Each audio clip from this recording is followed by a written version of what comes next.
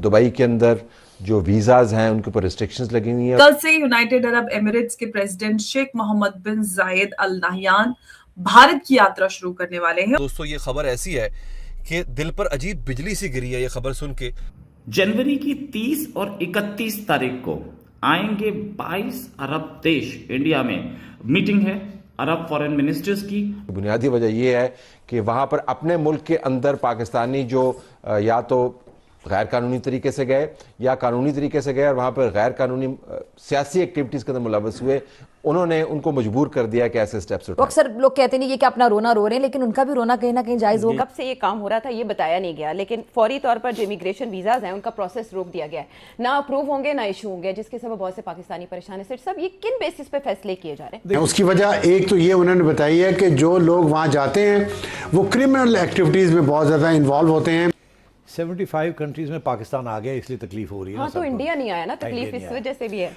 In fact middle east में जो पहला हिंदू मंदिर जो बना है यूएई में ही बना है। हम तेल के लिए, कर्जों के लिए, बैन-अ-अक़वामी सपोर्ट के लिए इनके पास जाते हैं। काशकोल लेके खड़े हो जाते हैं उधर, कहते थोड़ी देर और मेहरबानी। और भारत ने जो पहला फ्री ट्रेड एग्रीमेंट साइन किया वो यूएई के साथ साइन किया था। लेकिन बीबीसी के मुताबिक 18 महीने के दौरान आईएमएफ पाकिस्तान पर कर्ज देने के लिए लगभग 70 के करीब शराइत आयद कर चुका है। शॉर्ट नोटिस वाली मीटिंग पर यूएई प्रेसिडेंट का भारत आना क्या कुछ संकेत देता है?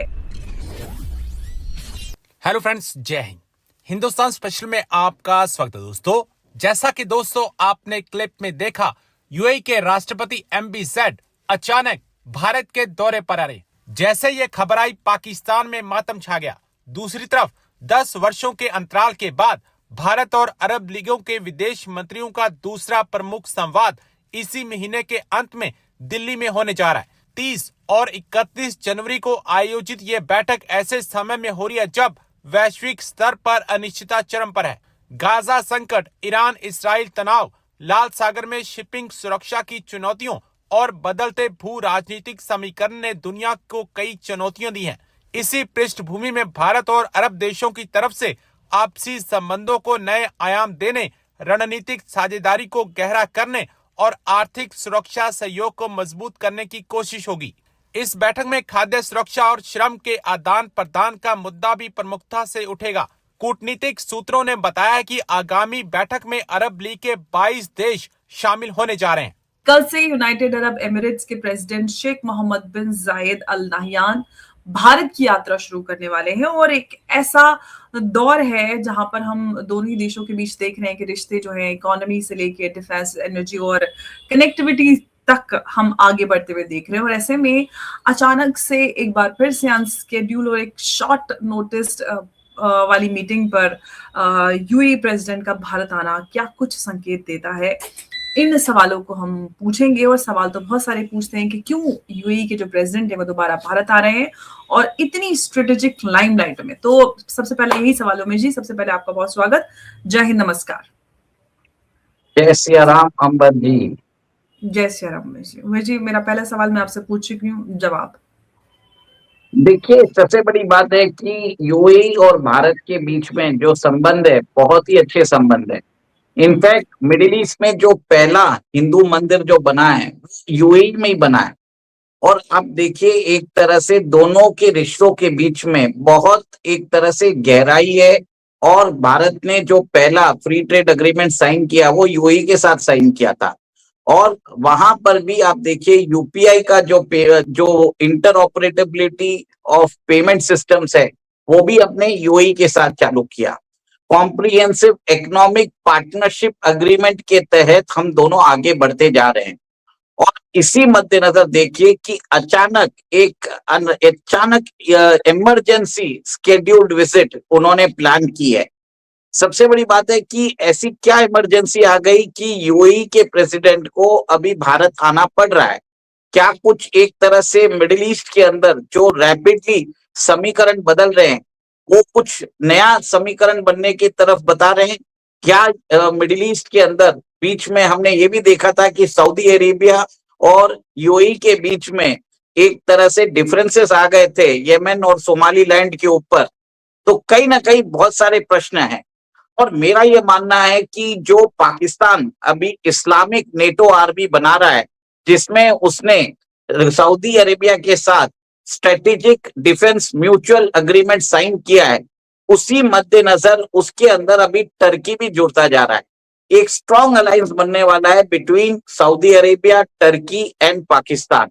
इसको एक तरह से इस्लामिक देशों में मिलिट्री नेटो के जैसे देखा जा रहा है। अब यूएई और सऊदी के बीच में अब थोड़े से प्रॉब्लम्स चालू हो गए हैं। देखिए, यूएई जो है बहुत ही समृद्ध इकोनॉमी है, वो एक तरह से ओपन इकोनॉमी है, और सऊदी को भी समझ में आ गया है कि उसको भी रिफॉर्म्स करने की जरूरत है। एक तरह से मिडिल ईस्ट के अंदर मोहम्मद बिन सलमान और मोहम्मद बिन जायद पहले जो दोस्त हुआ करते थे, अब वो कंपटीशन की तरफ जा रहे हैं, और उसी के मद्देनजर वो स्ट्रेटेजिक डिफेंस पार्टनरशिप्स बनाते जा रहे हैं। और सऊदी ने पाकिस्तान को चुना है। क्या यूएई भारत की तरफ हाथ बढ़ा रहा है? क्या कुछ नया एक तरह से डिफेंस पार्टनरशिप भारत और यूएई के बीच में होगा? ये देखने वाली बात है। अभी दोनों देशों के बीच में ज्वाइंट डिफेंस कोऑर्डिनेशन कमिटी बनी हुई है। हम अभी मिलिट्री एक्सरसाइज कर रहे हैं, पर यूएई ने एक तरह से भारत के आकाश मिसाइल सिस्टम्स के अंदर दिलचस्पी दिखाई है।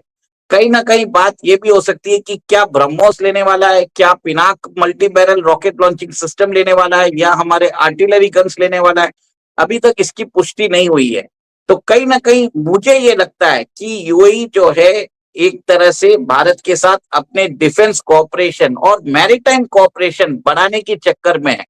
एक और एक चीज है, मिडिल ईस्ट के अंदर जो ईरान के ऊपर पॉसिबल बम्बार्डिंग हो सकती है बाय अमेरिका एंड मोसाद, तो उसको भी लेके वो शायद बातचीत करने के लिए आ रहे हैं कि उस समय हम दोनों की स्ट्रेटेजी कैसे रहे, कैसे यूएई अपने आप को पोजीशन करे, क्योंकि यूएई जो है वो भारत के जैसे ही कोई भी युद्ध में पड़ना नहीं चाहता। वो वहां पर उन्होंने अमेरिका को बोल दिया है कि वो अपने जो एयर स्पेस है वो यूज करने नहीं देंगे। तो ये एक तरह से इंटरनेशनली जो मिडिल ईस्ट के अंदर जो प्रॉब्लम्स हो रहे हैं उसके ऊपर भी बातचीत हो सकती है। और सबसे बड़ा बात है कि भारत और यूएई के बीच में अभी जो ट्रेड और डिफेंस और बाकी जो इन्वेस्टमेंट कोऑपरेशन की बात है, उसको और भी एक तरह से मतलब दोनों देशों के बीच में स्ट्रेटेजिक पार्टनरशिप जैसा कुछ नजर आ रहा है। अब ये देखिए, भारत और ईयू के बीच में जो अभी डील हो रही है उसको mother of all free trade agreements हुआ है। उसी मद्देनजर कल भारतीय सरकार ने एक नई डिफेंस पॉलिसी निकाली है, जिसमें विदेशी फर्म्स को भारत के डिफेंस कंपनीज में 74% जो एफडीआई इन्वेस्टमेंट है उसको अलाउ कर दिया है। अभी एक देखिए, यूएई की जो एक कंपनी है और भारत की जो अदानी डिफेंस एंड एरोस्पेस है, उसके बीच में ऑलरेडी करार हो गया है कि वो यूएई को यूएवीज देने वाला है, अनमैन्ड एरियल व्हीकल्स, ड्रोन्स,